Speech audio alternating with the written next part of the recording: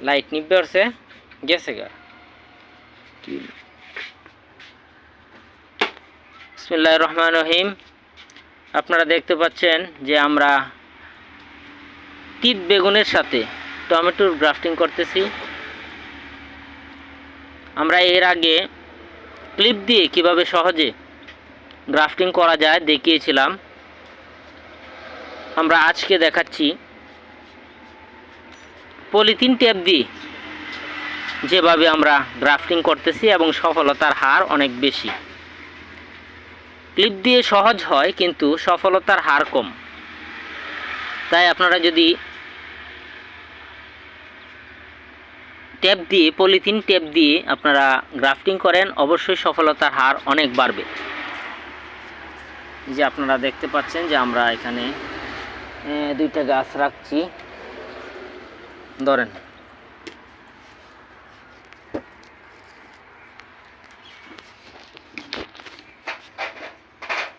আমরা এটাকে কেটে নিচ্ছি।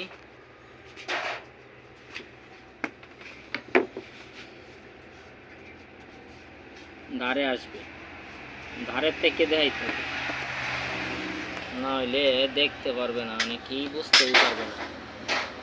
ঠিক আছে, আমরা সাইজ অনুযায়ী ধারে ধারে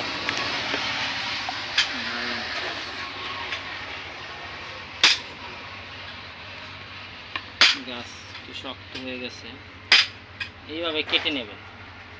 এই হচ্ছে আমাদের টমেটোর সায়ন। তারপর এটাকে এইভাবে ধরবেন, হ্যাঁ উল্টা দিকে ধরবেন। উল্টা দিকে ধরে এইভাবে একটা বা দুইটা টান যাই দেন, একদম আগার নিগার টান দিতে হবে। তারপর এই পৃষ্ঠা থেকে সেম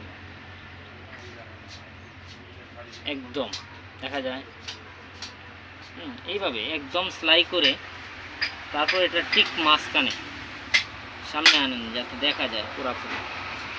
এই মাঝখান দিয়ে এভাবে কেটে নেবেন। আমরা কেটে নিয়েছি।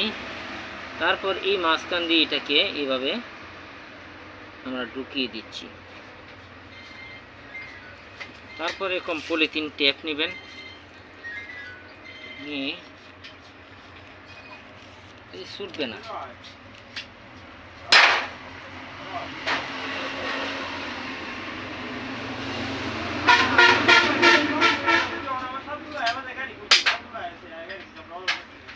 হয়ে গেছে,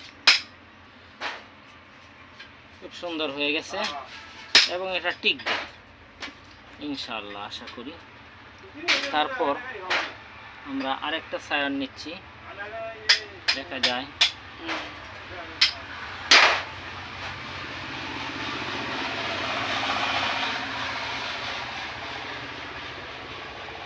এইভাবে দিলে দুই টানে হয়ে যায়।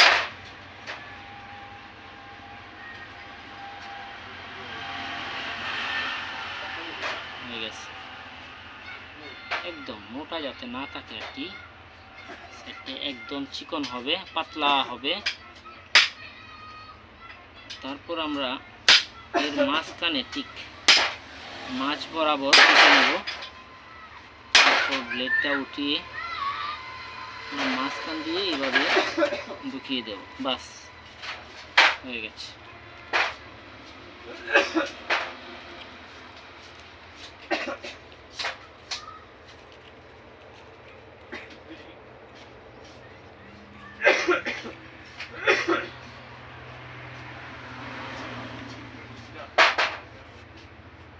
বাস।